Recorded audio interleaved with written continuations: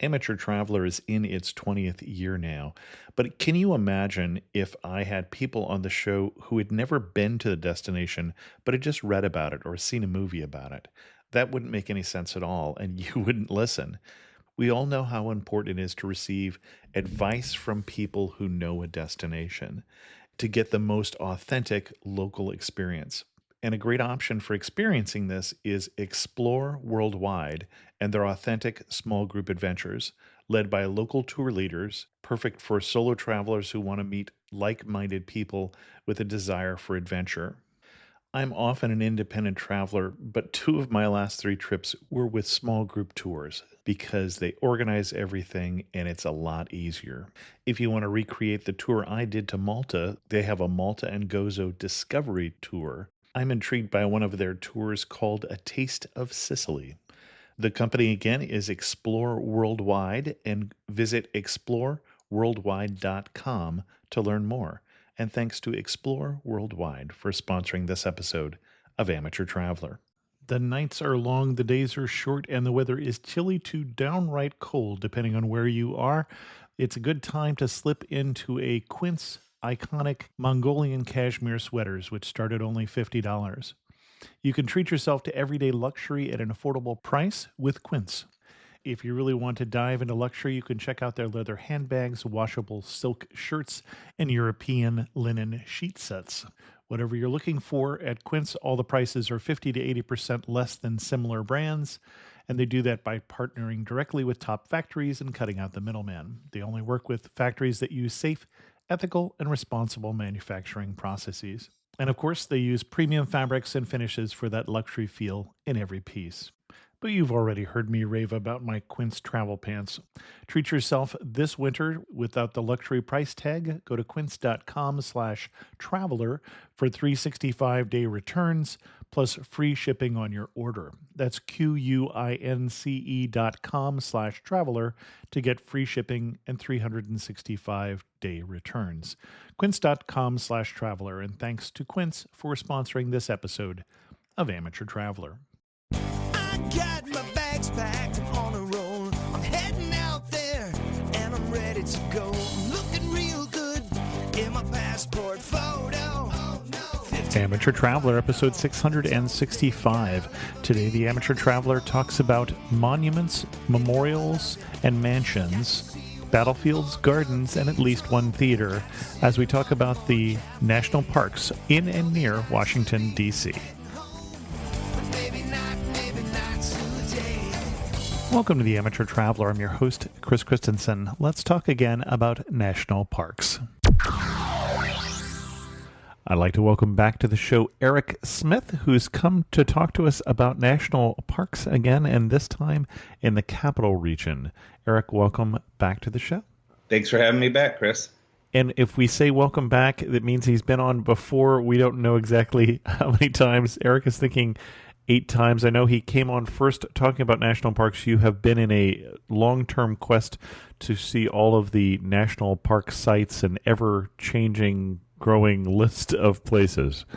Yeah, I'm done with most of the stuff in the West, and I'm not including Alaska and Hawaii on that, but hopefully I'll get to those someday. But yeah, the lower 48, I'm down into the 20s or 30s left. So stuff that's scattered all over the country. Nothing I can do on one good long road trip.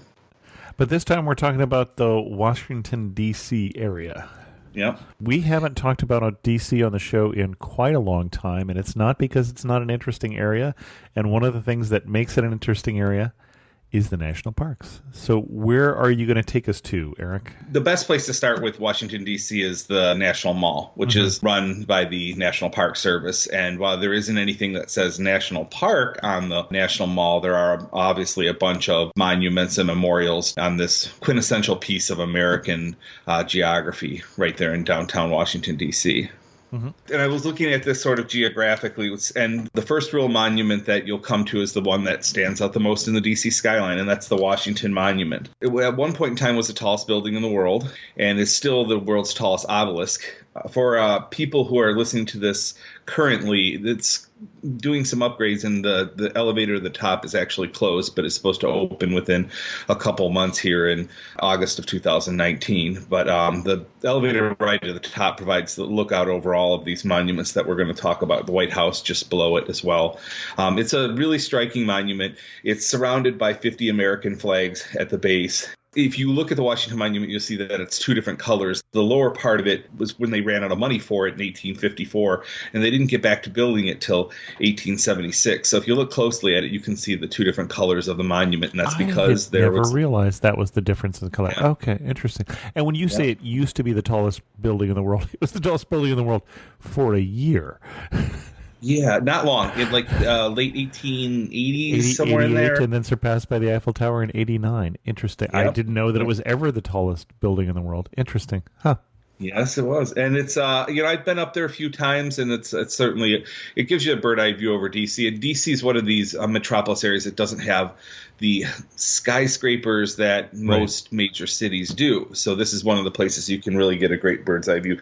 Look at, like I say, you look down the other end of the mall to the Lincoln Memorial, and then the Capitol building on the other side. So you can see pretty much everything there. And when it is open to go to the top, they advise you even on an NPS website to get your tickets well in advance. I was there last time I was in DC was 16, and I had planned the trip 3 months out, and for the 3 days I was there, I still couldn't get tickets. So you're going to go, get your tickets well in advance, because it's an experience you probably want to have. Just across the park from the Washington Monument is the White House, and the White House is part of the National Mall, so it is part of the National Park Service. They're part of their big umbrella that they cover, but the tours are not run by the National Park Service. They do have a visitor center offsite that is what most people go and see. The tours are arranged through your congressman, and those are also kind of hard to get as well, and should be set up well in advance as well. But the National Park Service, they take care of the Ellipse, which is on the one side, and then Lafayette Park, which is on the other, where a lot of people get the classic views of both sides of the White House. One of the newest memorials is the World War II Memorial, which is one of my favorites. Oh, really? I think you and I may disagree on that, but okay. I really love this one, and I've seen it in the day and at night. And when I'm talking about the mall, one of the biggest advices I can give is I love the mall at night. All these monuments are so well lit and so striking at night. And if you're into photography, bring your tripod, and some of the pictures you'll get with these memorials are just amazing. So you don't agree on the World War II Memorial? Not my favorite of the memorials there on the mall. In fact, I would say the Korean Memorial, which is very near it, is, I think, a more striking memorial. And then obviously the Vietnam Memorial is quite striking. Sure. Yep. And there's been a lot of everybody has a difference of opinion on this. Some people, I did read in leading up to this podcast, that some people thought the World War II Memorial was a little too gaudy. And when they did build it, there was some trouble with it, because it was a place where they used to have a lot of protests that were held there, and now that there's a memorial there, it was one of those spots where it had become famous through American history for protests and demonstrations being held. And when they built this memorial there, that took away that spot. I've been there at night, and the fountains, the way they're lit, and there's 56 pillars representing all of the states and territories that were there at the time of World War II. And then also there's the Freedom Wall, which is it has a star, 4,048 stars representing 100 casualties from World War II. And that is also at night just absolutely gorgeous when it's lit up, and it's very striking and very, very moving to see this. So just to the north of there is Constitution Gardens, which is a lot of what we're going to talk about with the national parks in the D.C. area are parklands that are beautiful green spaces. Not all of them are places to go and see sites necessarily, but since D.C., the park system there isn't run by the city. Most of it is run by the National Park Service. And we'll talk about a bunch of those great green spaces. But Constitution Gardens is one of those. There is a small memorial to the signers of the Declaration of the Independence in there. And crossing over from Constitution Gardens is to one of the other memorials I'm sure you would agree is very touching, is the Vietnam Veterans Memorial. Yeah. The dark wall with the names engraved, and relatives and family members for years have been taking paper and a pencil or a crayon to do some etchings of their loved ones' names who are on the wall. When I'm there, there's always flowers at the base, and some people leave mementos of their loved one. And this is one of those memorials that's so understated. I mean, it's just not big and flashy, but No, not at all. it sort of captures how the Vietnam War was actually fought in American history. It was so much of it was covert, and so much of it wasn't it wasn't a big flashy war like some of the other ones that we had been. This was a unique American experience, and the memorial really captures that. And as I recall, it's a chronological list. No, I've never heard that. That would be really interesting. I know they do have some ways you can look up people who you may know. You are able to go through and use some of the resources they have to find the names that you want on these different panels. But I'd never heard it was chronological. It is listed chronologically by date of loss, yeah. That is incredible. I did read that there are 50 or so names on there of people who were later found not to be casualties, but the names remained on there. And they decided, instead of removing them, to leave them on there. There is a small memorial near there that is in remembrance, and it's basically to people who didn't die in service in Vietnam, but died later because of complications of things that they experienced having been in that conflict. So I think that that's a really good way to pay tribute to those people who didn't give their lives in the actual conflict, but then paid the ultimate price for fighting for their country later. And that's a good thing. The Vietnam Memorial also has a statue to 3 soldiers, which they wanted to memorialize the ethnic diversity of the troops that fought in the Vietnam War. So there are 3 soldiers, and one is European American, one is Hispanic American, one is African American. And there's also in the same area a memorial to women who served in Vietnam, which is one of the first conflicts where women played a very large role in it, as well as enlisted soldiers as well. That was dedicated in 1982, and I think my first visit into D.C. was at a class trip in 84, 85, and we didn't talk a lot about the Vietnam War. And I remember seeing this really touching monument and coming back and being intrigued as to why we didn't teach this more in history. And it was one of those ones where I remember when it was dedicated, and it certainly has had a big impact on me. And very understated. Like I said, there's nothing flashy about this memorial, but it is very touching. Yeah, we didn't study it in school either. That's mostly because it was going on. So going on. It was current events when I was a kid. So that is the big reason why it was still something that was in progress. And the memorial you're talking about to women, as I recall, is to nurses. It's right near the 3 soldiers statue as well. So, and those are 2 things. I think probably the first couple of times I was there on my own as an adult, I just missed those. And I had somebody say to me, "Hey, did you see those?" And I went back, and the next time I was there, I thought, how could I have missed these? Because they're right up the hill from the wall itself. And I say nurses, technically it says 265,000 women served in the Vietnam War. Many of them worked as nurses. So I was oversimplifying there. My apologies. Excellent. Just a few steps away from the Vietnam Veterans Memorial is the Lincoln Memorial, which is, one of those iconic American structures. In more research for this podcast, I thought it was interesting to read that some of the people, when this was designed, specifically thought that it wasn't appropriate to use for Lincoln, who by his nature was a very understated individual. So this Greek style temple that's built there with Lincoln inside of it, I'm sure would have made Lincoln blush. Like, that was just not his style of human being or politician. He just wasn't into the flashy displays. But it's a beautiful thing. It's another one that at night you can see it anywhere on the mall. You can look straight down from the Washington Monument straight down the reflecting pool and see the Lincoln Memorial. The thing about we talked about World War II Memorial for a second. They one of the things that people didn't like about that one as well is that there was that unobstructed view between the Lincoln and the Washington, and now the World War II is there and it's brightly lit and it's stopped that straight through view. And the Lincoln Memorial has a couple other things on it. They have an engraving on the steps going up into the actual memorial itself, for the actual steps where Martin Luther King Jr. was when he gave the "I Have Freedom" speech.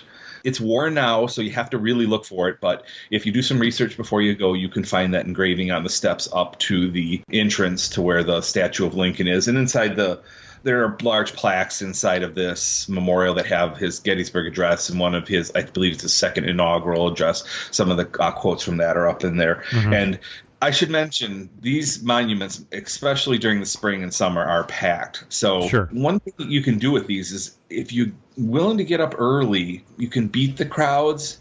I'd say also later at night, but with how beautiful the mall is, the crowds can remain packed through most of the time. And especially during May and early June, when a lot of school trips are taken around the country. Washington, D.C., being from the Midwest, most of the schools here at some point in time, whether it be 6th grade or 8th grade, do take a trip to Washington, D.C. So that's a good thing, but it just makes for these really, really large crowds inside of some of these smaller memorials especially. Well, even from here in the West, it's quite common that there is a trip in junior high age was the age I think my kids did that trip. Yeah, and it shows. Some of my pictures from a visit I did in 2011 with my dad. We were on the mall at night, and it was May, and the kids are all wearing. Now, to keep track of the kids, that are all wearing the same color T-shirts. Or, in the case of this night we were there, one of the schools had given them all fluorescent green ball caps. So every picture I'm trying to get a little further away from the Lincoln Memorial has all these little fluorescent green dots all over the steps of the memorial. So, and that's great. I mean, it's just a place that my last trip to D.C. was one of those things that just opened up a lot of ideas that I hadn't. It made history come to life. You learn about these people in textbooks, but then you see the real life memorials to them. And then we talked about the war memorials. And speaking of, we move into the one you like best, and that's the Korean War Memorial. This is another one that at night, the Vietnam and the Korean both are very, very dark. And at night, they're not where the Lincoln and the Washington and the World War II are perfectly well lit and good to see in the evening. The other two are very understated and very dark to see at night. But the Korean's wonderful. It has these figures, and the statues are designed to represent the 4 branches of the military. And they have them in the military style dress for each of these 4 branches of the military. So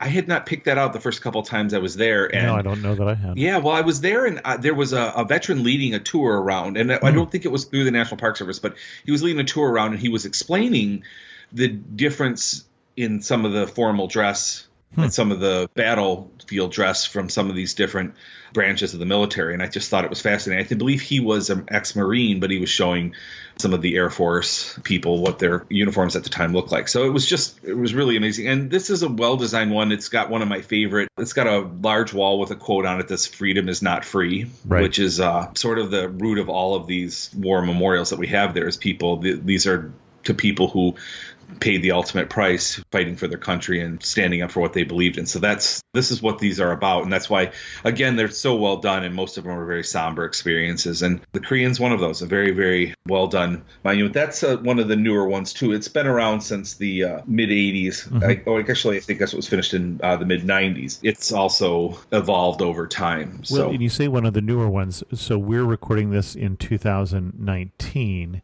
And if you were listening to this much later, and I don't know how much later, you may think we missed one, in the sense that the Vietnam Veterans Memorial is northeast of the Lincoln Memorial. The Korean War is southeast of the Lincoln Memorial. There is not one right now just north and west, but that is the designated location for the National Desert Storm and Desert Shield Memorial, if they can raise the funds to build that. But that's in progress right now. Sure. And there has been a lot made of the fact that there's not also a National World War I memorial on this, on the mall, and that there have been sites that have been discussed for that as well. There is some space in Constitution Gardens where they originally thought they might put the World War II memorial, and they didn't end up doing that either. So there is still some space for memorials on there. In fact, the newest one, which is just across the street from the Korean, is the Martin Luther King Jr. Memorial. Right, exactly. That is absolutely the newest one, because that one was just finished back in 2011. This is another one I love. I just think the people who designed it really caught. They use 14. They have 14 panels with 14 of his famous quotes. There's a 30-foot high relief of Dr. King, and it's just touching to see how the lessons learned through a part of history that when it was happening, like most things in politics, people are divided on how they felt about it. But going through this memorial, you just reading his quotes, and you find out what a great man this was and how he worked for equal rights. And it's very striking. And it's another one just sort of like the one you just mentioned, where it took a long time for them to get the funds together and find the right piece of land. And then they bickered over what kind of design it was going to take on, which, again, that was the World War II memorial. It was very contentious as to how they were going to do it. And once they got it done, and the nice thing about it is in these cases, they did a nice job on them. So all the trying to find the right way to memorialize the wars and these people, they've done a nice job in the end. Well, and this is a little further south on the mall on the tidal basin. So I guess, of course, it gets to look across at the Jefferson Memorial, a memorial to a president who was a slave owner in a city named after another president who was a slave owner. But sure. It's a stunning one. Right next to the Martin Luther King Jr. Memorial is the Franklin Delano Roosevelt Memorial, which I think is probably one of the ones that gets lost in the shuffle of the more well-known ones. Yeah. And this one is really elaborate. This covers obviously his presidency is really long. Now we have the term limits at 2 terms, but back then they didn't. So he was in office for 12 years, and it stretches out a large period of time through the Great Depression, there are statues to his fireside chats. Right. And this is a memorial, which I read this today, and I guess I could have picked this out if I just looked through that lens when I was there, but this memorial is designed for people with disabilities to be able to access it well, because this is a president who also had a disability, was in a wheelchair much of his presidency. So that was one of the things that when the designers put this memorial together, they wanted to make sure that it was accessible to people with disabilities. And it's spread out. There's waterfalls, and it's very large. And again, I think it slips through the cracks on a lot of people don't really know much about this. I guess one of the things that is funny about this is we mentioned the Jefferson Memorial across the tidal basin there. That one also, I think, gets less visitors as well, but that's because that's kind of a hike. Sure. Around the tidal basin. So I know a lot of the times especially when I'm walking the mall at night and taking pictures and stuff, I'll shoot the Jefferson across tidal basin because there's some great reflections in that body of water. But making the walk out there is pretty good. It's a great memorial in itself. Like the Lincoln, it has a bunch of these plaques that have some of his famous speeches on there. And Jefferson is a polarizing figure. Brilliant guy, and he did so much good, but then there's the dark part of the story is that he was a slave owner and that he really didn't understand the moral wrongness of that, but he did some great things for the country, like the Louisiana Purchase, which is one of the greatest land deals in history, and a lot of the documents which he wrote, which became part of our government. But there's always that slight darkness to the story. I visited Monticello last year, and I think they have a tough time even in Jefferson's home, where this is all about him finding a way to portray this character, just telling the truth. Sometimes that's hard to do. He's the sort of the start of the factional politics in the U.S. as he's a sitting cabinet member writing under a pseudonym attacking the president that he's serving. So he's an interesting character, and it definitely caused some rifts between he and some of the other founding fathers, especially Hamilton, obviously, as they document in the musical, but also with John Adams, for instance. Big rift there that they finally did settle as they got older and later on in life. Yeah, and he did rub a lot of people the wrong way. His writing is, the writing's fantastic. You read these large reliefs that they have in the Jefferson Memorial of some of the writings he had, and I think he talks about all the people having rights, but then just the obvious thing just slips by him. So a product of the time, and certainly a character in American history that deserves a lot more research on and reading about. And still then, even with all the reading I've done, I still have a tough time trying to figure out how to feel about that. So the mall, that covers most of what is the mall and its area. The Lincoln Memorial butts up against the Potomac, or it's just a short distance from the Potomac River. If you cross over the bridge there, it takes you to Arlington National Cemetery, which is not run by the National Park Service, but there is a National Park Service site on that property, which is the Arlington House, which was originally purchased by relatives of George Washington and then sold later on in life to Robert E. Lee, the general of the Confederacy. So, Robert E. Lee was a descendant of Washington's wife. Sure. So that's one of the reasons why he ended up with that, as I recall. So he was a Custis. Yes. So when the Civil War broke out, the Union went across the river and just took this. They said, well, yeah, obviously we can't have a Confederate general's main home. I mean, they were militarily wise, this is probably not a great place to let them have. So they went over and took it, and it fell into disrepair during the Civil War. There was so much else going on that they weren't worried about keeping it up and everything like that. And then the house stood, and then it got years later, it went back into the ownership of the Lee family and the Custis families, and then it was then later sold to the National Park Service, who has been restoring it for years. Every time I seem to go, they're still working on different restoration projects on this. It's on a very large hill overlooking Arlington National Cemetery, so there's that.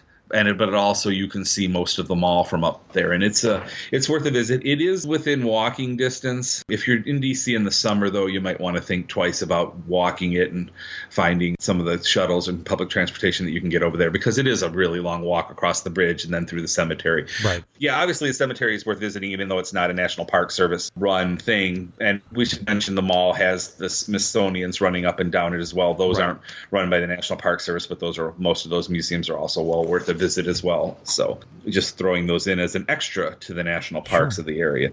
Before we go on to, I need to correct one thing. I said Robert E. Lee married a great-granddaughter of Martha Washington, or of George and Martha Washington. So he wasn't a relative, but he married a relative. I got that wrong. You're going to cross over the George Washington Memorial Parkway if you walk over from the Lincoln Memorial into Arlington. And this is leads us sort of into one of the areas I wanted to talk about with the parks in the D.C. area. We mentioned the green spaces that the National Park Service runs. Mm-hmm. The George Washington Memorial Parkway is mostly it's just a parkway. You drive up and down it. It's great for biking as well. It's mostly flat and beautiful, and the traffic that's on it is well controlled. I think the speed limit's 35, so it's used for running and biking and all of that. Along it is Theodore Roosevelt Island, which is right out in the middle of the Potomac, and is one of those places where it wasn't until one of my visits in 2014, where I actually finally made it out to Theodore Roosevelt Island. And this is a smallish island, but there's some decent hiking trails. There's wildlife out there. I remember seeing a bunch of birds that you're right in the middle of a city, but you have a lot of good variety of birds out there. And then there's also a memorial to Theodore Roosevelt out there that I think most people miss. And again, it's one of those ones where it'd be quite a hike from the Lincoln Memorial, but there's a small parking lot there, and it's worth going out to. It's another one of these memorials that I think people don't always get a chance to see. So green spaces, we were going to talk about those. There are many parks there. I think the most famous park in the D.C. area is Rock Creek Park. Mm-hmm. And it's a very large one. It's sort of in the northern part of the District of Columbia there. And there are historic sites there inside Rock Creek Park, which, like, there's Pierce Mill, which is a working grist mill, and it's been there for a long time. And every time I've been there, it's full of field trip groups seeing this. And the recreational activities in this park are amazing. There's bike trails and hiking trails, and it's good to see green spaces in cities. And this one is so well maintained and certainly offers a lot of recreational opportunity. I won't go too much into that because there are a lot of there's Anacostia Park, which is on the southern side of D.C., which is also a big open green space. There's many of the parks were with Civil War defenses of the capital region, which have forts of varying kind. The one I really, really like is a little bit well south of the city. It's called Fort Washington Park, and there's the remnants of the old Civil War era defenses there. And also there's a lot of these interpretive people there explaining it. They're in costume and they're explaining what would go on in daily life as somebody who was defending the Capitol during the time of war. So these are all really, really good places. There are some parks that are further afield from the downtown D.C. area, like Prince William Forest Park is actually out in Virginia. That's run by the National Park Service. There's a working farm south. I believe it's in Maryland. It's called Oxon Hill Farm. And Great Falls is on the Maryland-Virginia border, and that's obviously the Cascades of the Potomac River, but that's also run by the National Park Service. So these are places where if you get citied out, these are all these wonderful green spaces are there for picnics and to unwind in.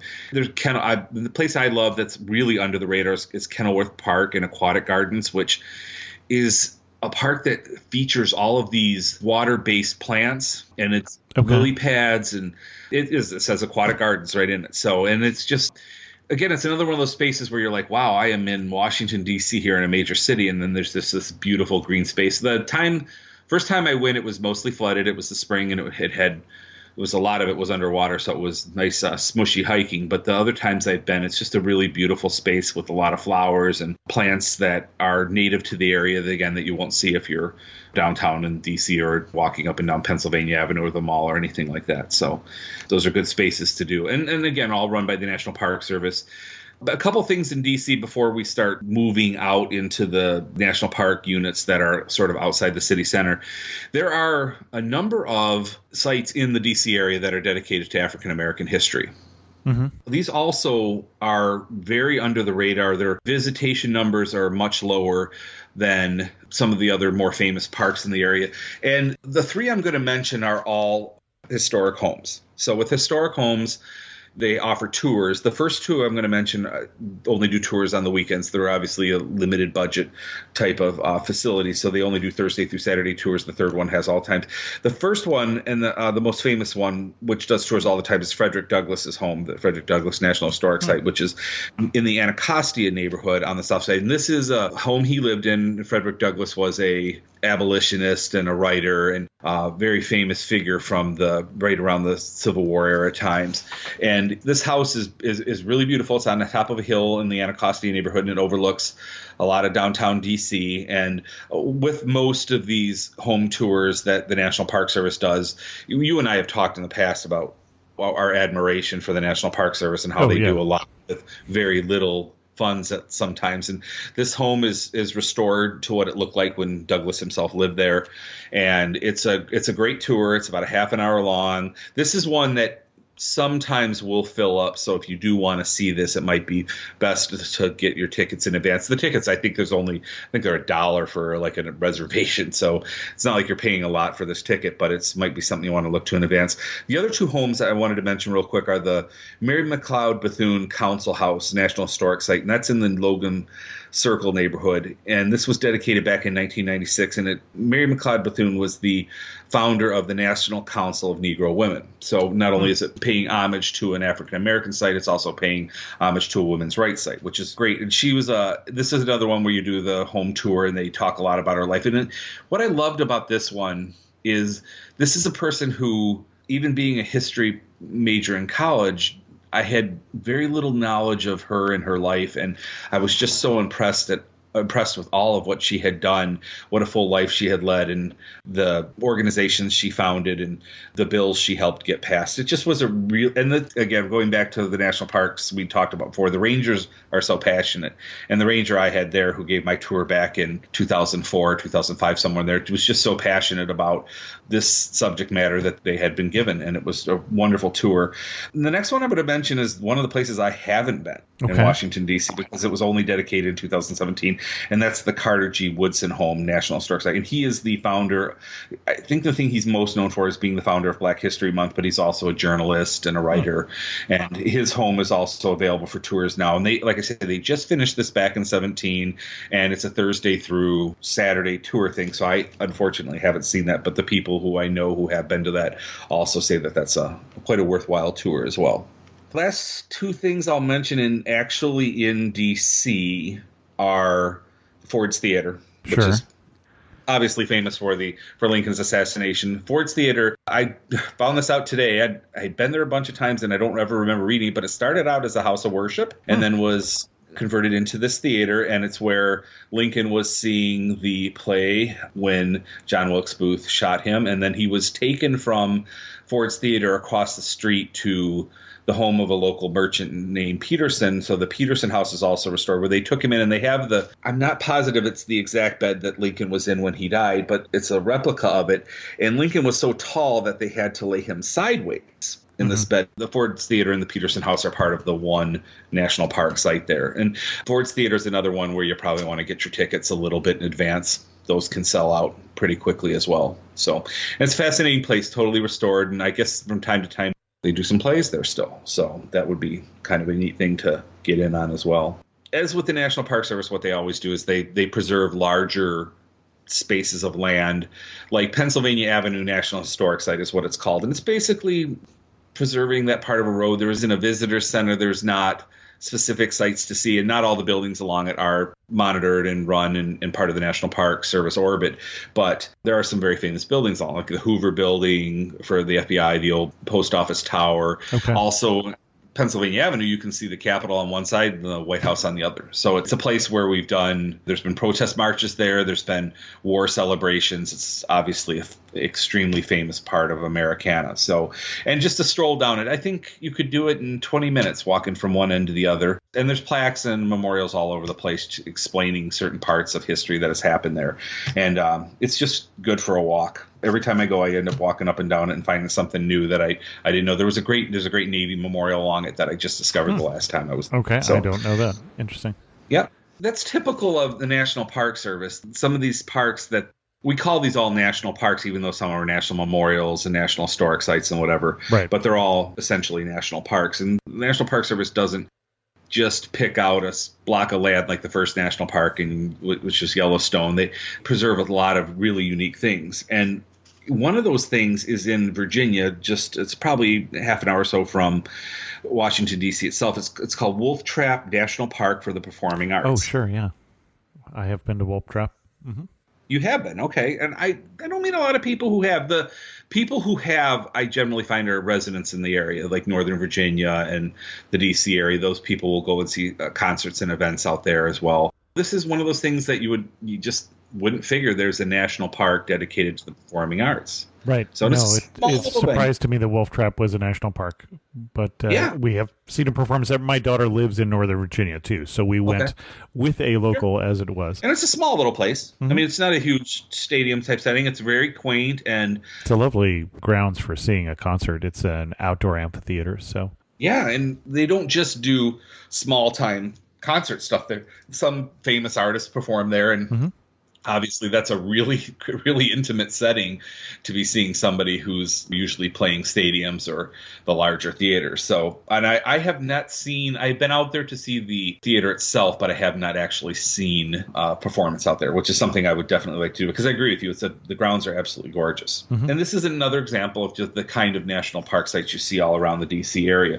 And there are a bunch. One of the things about driving out of DC, we should obviously mention for people who don't know and haven't been, in full disclosure, is the traffic in DC is chaos. It is chaos. So where we say it's a half an hour drive from downtown DC to Wolf Trap, it could be an hour and a half. So, but it's just part of what goes with the area. This is a very populated area and a very popular area for people to visit as well. So a lot of the places I'm going to get into now, these national park sites that are outside of DC, I tried to keep it within an hour, hour and a half, technically drive of Washington, D.C. itself. But again, it could be longer, it could be shorter. And so just south of the D.C. area is Virginia.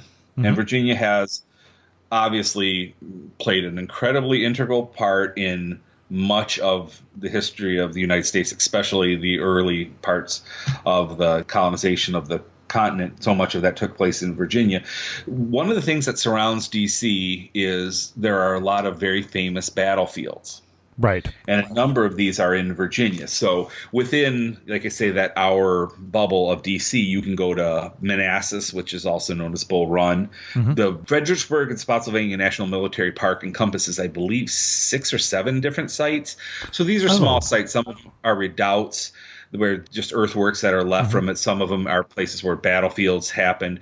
And you could, Fredericksburg and Spotsylvania, you could spend a whole day just driving around seeing the sites of that one thing. So if you are, especially if you're a Civil War era buff, so many of these are right there. And you can go crazy on doing battlefields. I love the battlefields. I appreciate their history side of them. But I also understand that I get a little fatigued after 4 days of doing these in a row. So you pick out which ones you like. Further south even than Fredericksburg and Spotsylvania is Richmond. A little further south than that is Petersburg, which were also famous battlefields. The battlefield park for Richmond is right in downtown Richmond, Virginia. So you're basically driving around the city. And those are harder to see, harder to imagine what that battlefield was like when there's a modern city around it. Mm-hmm. So again, with national park stuff, the visitor centers do a great job of explaining the geography and the troop movements. Most of them have the dioramas or video presentations which show troop movements, and so you can learn a lot about the Civil War that way. Also in Virginia, there's George Washington's birthplace, which is not Mount Vernon. should mention that this is a much smaller site, and it's further down the Potomac. And it's a small site, and it's not incredibly well visited, but it is the place where he was born and spent the early part of his life there. So, and it is far enough away from the city where you can really get a feel that back in George Washington's time, this had to feel like a million miles away from the cities and everything. It was just this tidewater sort of farming area, right. The river deltas. So, well, you mentioned Mount Vernon. People may be surprised we're not talking about that. That is not a national park, oddly enough. It is a not. lot of the president's homes are, but not that one. Mount Vernon's great and worth a visit. So, and that's one of the things about talking about this. We have got a limited amount of time for the podcast, and you could do a podcast just on the stuff in downtown DC and squeeze national park sites in there. But yes, I'm sticking with stuff that's on the national park roster, and even then, I'm leaving out so many of the smaller parks that we could talk about because there are just so many in the area. Mm-hmm. So. Further down the river is Colonial National Historic Park. That's actually if you go south to Richmond and headed towards the Atlantic Ocean from there. Colonial National Historic Park is not Colonial Williamsburg, but it is right near Colonial Williamsburg. And a lot of Colonial National Historic Parks talks about John Smith in the colonies which he founded. And that's a much smaller site than Colonial Williamsburg, but also if you're in the area, definitely worth a visit. And not as touristy as Colonial Williamsburg, which I do like, but is quite touristy. So in Virginia, we'll talk about the one really big national park in the east, which has the national park title, and that's Shenandoah, which is a great national park.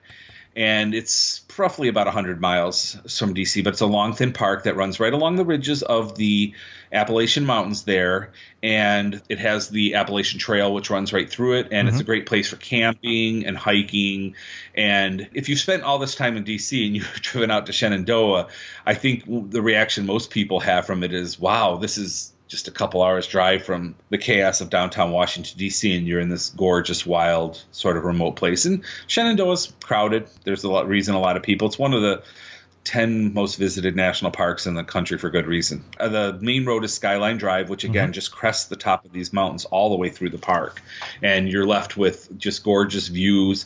And when you stand up there on top of those peaks, remember back in colonial times, people would get to the top of them. And if you looked west from there, it was the great beyond. Nobody really knew what was out there beyond the Shenandoah Valley, especially for the first 100 or so years of the history of America. There just wasn't much beyond there. And if you've been to the West and you've seen the big snow-capped Rockies, the Appalachian Mountains don't seem so intimidating. But for people whose best way of moving was on horse, these mountains provided a pretty significant barrier to settlement further west than that.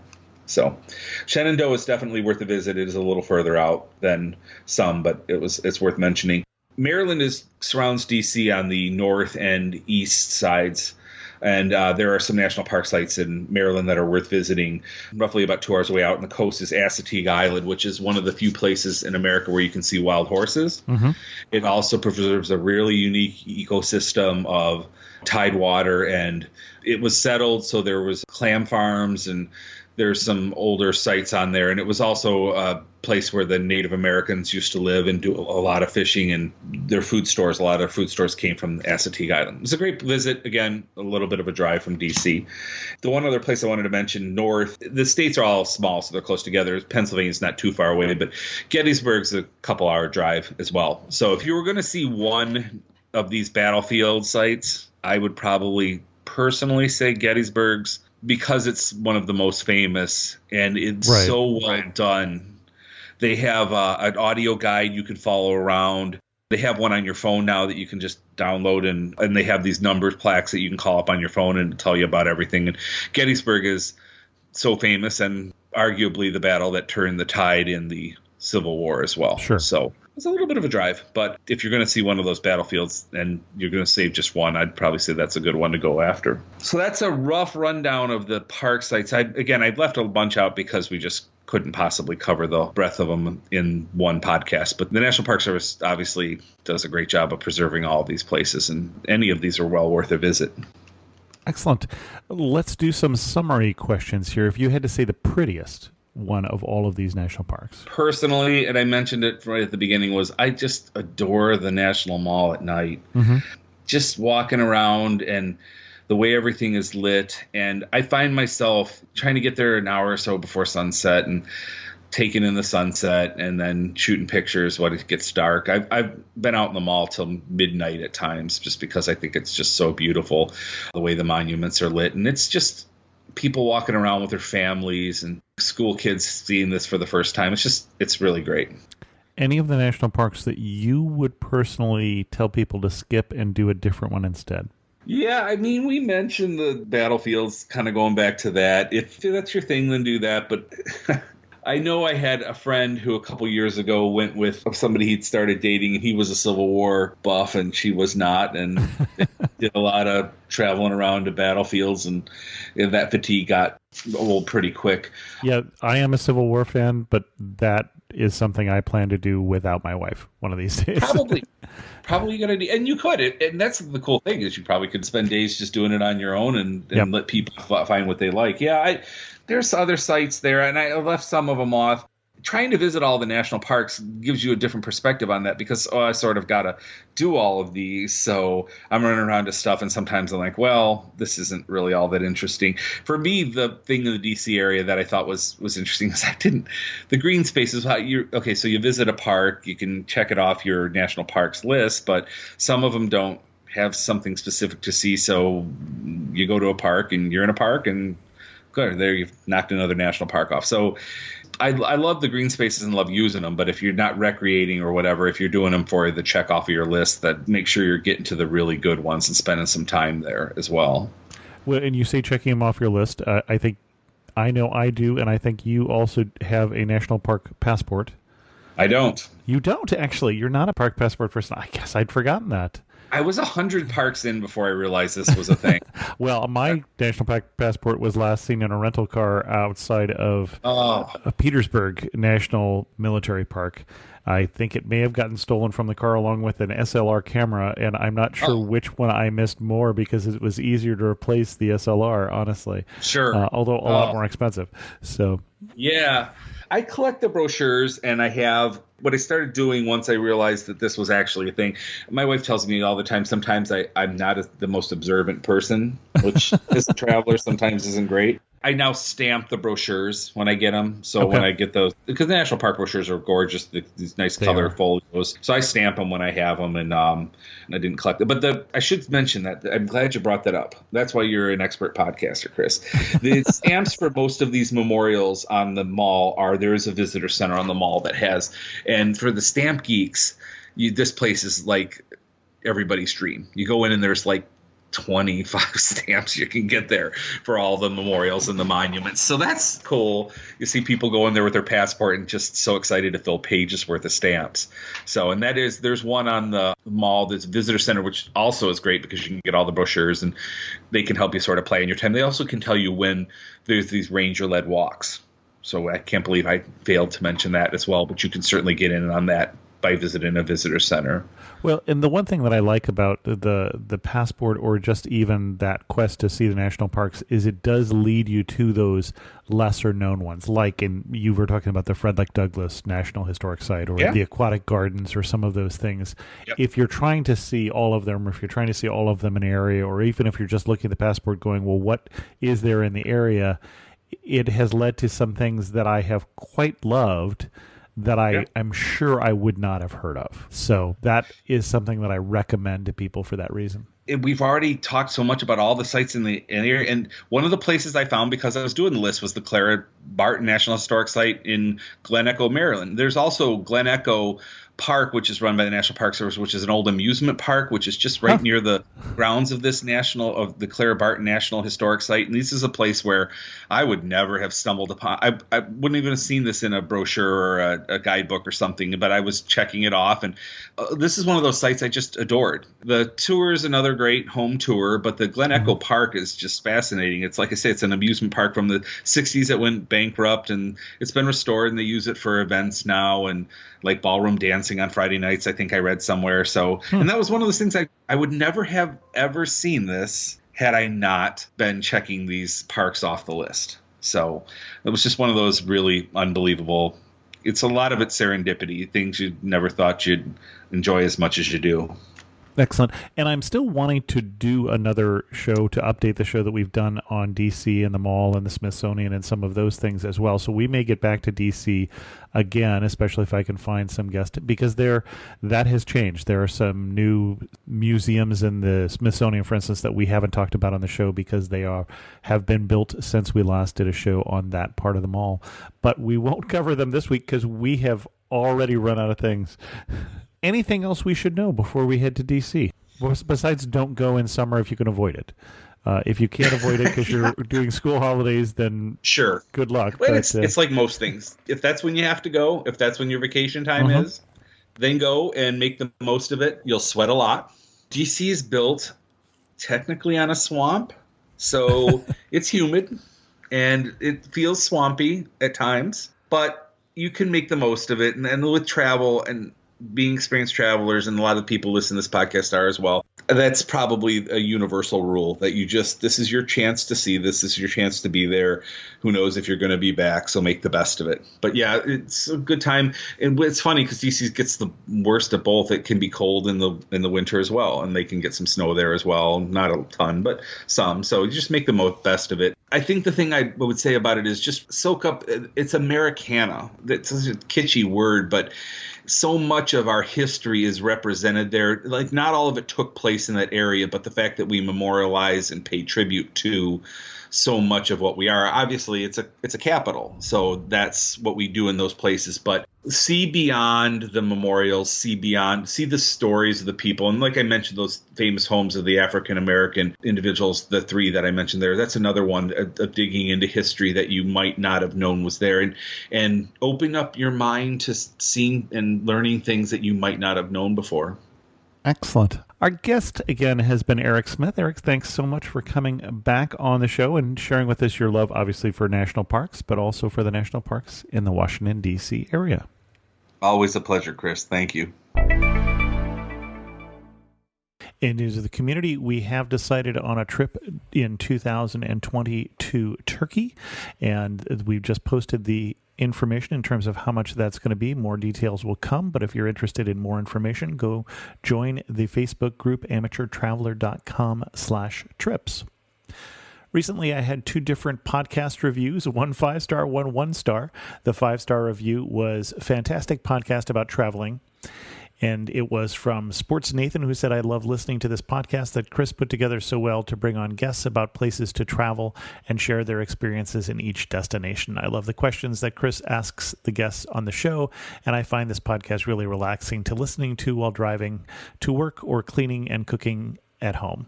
I'm so grateful for Chris and his preparations for each episode of the show he shared with us here to travel around the world. The 1-star review, we talked last week about how I do occasionally say excellent or interesting, and that I say little else other than that. Well, someone definitely didn't like that 1 star, and then the review is excellent, interesting, excellent, interesting, excellent, interesting. It made me laugh. If you're going to give a 1-star review, at least make me laugh. I can own that one. And that's from Dick Countryside from the USA, who is, I suspect, not listening anymore, so I really don't have to mention his name.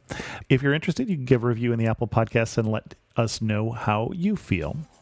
With that, we're going to end this episode of Amateur Traveler. If you have any questions, send an email to host@amateurtraveler.com, or better yet, leave a comment on this episode at amateurtraveler.com. And thanks so much for listening. I got to see one more cathedral. I got to see